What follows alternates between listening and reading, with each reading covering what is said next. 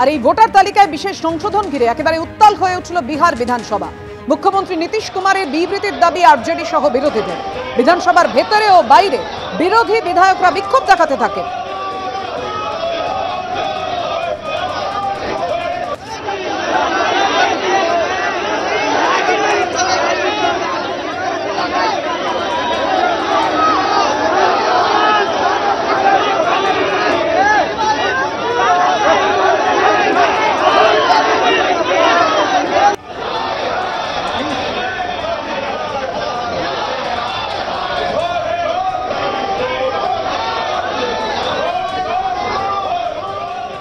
বিহারে ভোটার তালিকার সংশোধনী নিয়ে বিক্ষোভ আন্দোলন শুধুমাত্র বিধানসভার ভেতরে বাইরেই সীমাবদ্ধ নেই, একেবারে চলে এসেছে রাজপথে।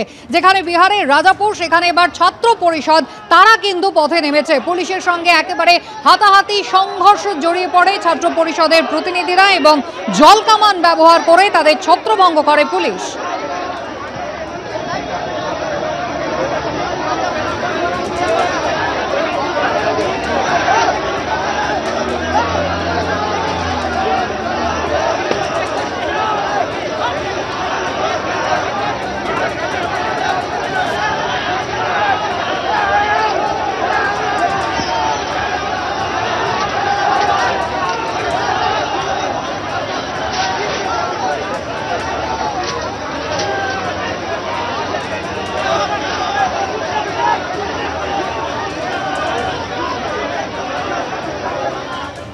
অর্থাৎ বুঝতেই পারছেন, বিহারের বিধানসভা নির্বাচনের আগে নির্বাচন কমিশনের যে বিশেষ সংশোধনী যে লিস্ট এবং তাতে একের পর এক ভোটারদের নাম বাদ পড়ে যাওয়ায় এইভাবে গোটা বিহার জুড়ে যে ছবিটা আপনাদের সামনে রাখলাম, শুধুমাত্র বিধানসভার ভেতরে বা বাইরে নয়, সেই আন্দোলনের ছবি, বিক্ষোভের ছবি আপনাদের সামনে। সুজন চক্রবর্তী তিনি বলছেন যে বিজেপি নিজেদের জয়ের জন্য কমিশনকে কাজে লাগাচ্ছে।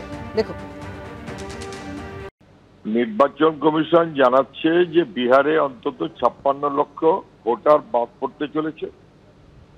ভুতুরে ভোটার 1 লক্ষ এমন ভোটার যাদেরকে কেউ ছবি দেখে চিনতে পারছে না। তার নির্বাচন কমিশন প্রথমে এটা মান্য করুক যে আমাদের দেশের ভোটার তালিকা যার পরিপ্রেক্ষিতে স্বচ্ছ ভোট, এই ক্ষেত্রে নির্বাচন কমিশন যে দাবি করুক না কেন সেটা যথাযথ নয়। ইন্টেনসিভ রিভিশন করুক, কিন্তু সেটার পরিবর্তে ইন্টেনসিভ রিভিশনের লক্ষ্য যদি হয় অন্য কোনো রাজনৈতিক মনোভাব, যেটা মহারাষ্ট্রে দেখা গেছে, তাহলে সেটা কিন্তু বিপজ্জনক। রাজনীতির মনোভাবে কাউকে বাদ দেওয়া, ছানবিন করা, নাগরিকত্ব খুঁজে বের করানো, হেনস্থা করা, ডিভোটার করা, এগুলো কিন্তু নির্বাচন কমিশনের কাজ নয়। নির্বাচন কমিশন তার নিজের কাজ করতে পারছে না, সেটা ঠিক মতো করুক এবং স্বচ্ছ ভোটার লিস্ট বার করুক, ভুতুরে ভোটার লিস্ট বাতিল করুক। এটা কন্টিনিউয়াস প্রসেস। পশ্চিমবাংলাতে এই প্রবলেম আমরা টের পাচ্ছি। ভুতুরে ভোটারের পরিপ্রেক্ষিতে সরকার, বিহারে যেন সেটা না হয়।